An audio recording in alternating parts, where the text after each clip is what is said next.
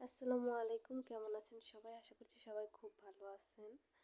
আজ আপনাদের সাথে শেয়ার করব শুক্রবার ছুটির দিনে কি করলাম, কোথায় গেলাম। আসলে ছুটির দিন আসলে বাসায় থাকতে ইচ্ছে করে না। সবসময় তো বাসায় থাকি, এর কারণে শুক্রবার আসলে বাসায় থাকলে খুব বোরিং লাগে।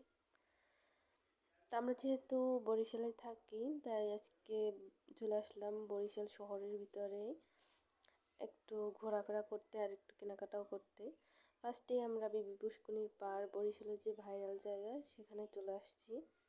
এখানে এসে সুন্দর একটা হাঁটাচলা করলাম, রাতের পরিবেশটা উপভোগ করলাম। আসলে রাতের বরিশাল শহরটা খুবই সুন্দর। এরপরে বরিশালের ভিতরে চলে গেলাম, মার্কেট যেখানে ওখানে। ভিতরে ঢুকতে আমার চোখে পড়লো ভ্যানের উপরে সুন্দর কাচের জিনিসপত্র বিক্রি করছে। আমি ফার্স্ট টাইম কাচের জিনিসপত্র ভ্যানের উপরে বিক্রি করতে দেখলাম, তাই তো একটু দাঁড়ালাম। এখানে আমার একটা জিনিস পছন্দ হয়েছে, কিন্তু আপনাদের ভাইয়া বললো ভ্যানের উপরে জিনিস নাকি ভালো হয় না, কিন্তু কিনে দেবে না। কিন্তু আমি তো নাছোড়বান্দা, যেটা আমার পছন্দ হয়েছে সেটা তো নেবই। তো এখান থেকে কিনে চলে গেলাম দোকানে। এখানে খুব সুন্দর কয়েকটা দোকান আছে, সে দোকানে চলে আসলাম। এখন দেখতেছি কি লাগবে, কি কেনা যায়। আসলে এভাবে বাসা থেকে রেডি হয়ে আসিনি যে কী নেব, যেটা পছন্দ হবে সেটাই নেব। একে একে কাচের জিনিস, তারপরে সব কিছু দেখলাম, খুবই ভালো লাগলো সব জিনিসগুলো। এখানে আপনাদের ভাইয়ার দোকানে দরদাম করতেছিল কোনটা কত টাকায় দিবে। এখানে একটা কাপ্পির সেট নিয়ে নিলাম। দোকানের কেনাকাটা শেষ করে খিদে পেয়েছে, তাই খেতে আসলাম। বিরিয়ানির দোকানে এসে দুজন 2 প্লেট বিরিয়ানি নিয়ে খেতে বসলাম। খাওয়া দাওয়া শেষ করে আমরা চলে আসলাম বাসায়।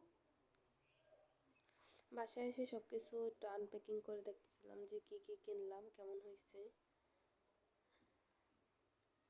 এই তো এগুলো আমার খুব পছন্দ হয়েছে, ফালুদা বাটি আর একটা কাপ্রি সেট নিয়েছি। আরও একটা জিনিস নিয়েছি, সেটার ভিডিও করা হয়নি, কিন্তু দেখাচ্ছি আপনাদের কি নিলাম। কাপ্রি সেটটা আসলে খুব সুন্দর হয়েছে। আসলে যখন নতুন সংসার করা হয় তখন শুধু জিনিস লাগে, একটার পর আরেকটা শুধু লাগতেই থাকে। এই কাপ পিসগুলো দেখানোর পরে এই যে 6টা প্লেট নিয়েছি। আজকে মেইনলি কাচের জিনিস কেনার জন্যই গেছি। এখানে ভাত খাওয়ার যে প্লেট, সেই প্লেটগুলো নিয়েছি 6টা। তো আসার সময় আমার খুব পছন্দের বরিশালের একটা খাবার, এটাকে এখানে বলে টিক্কা। আপনাদের কোন জেলায় কি বলে তা অবশ্যই কমেন্টে জানাবেন। আর আজকে এই পর্যন্ত।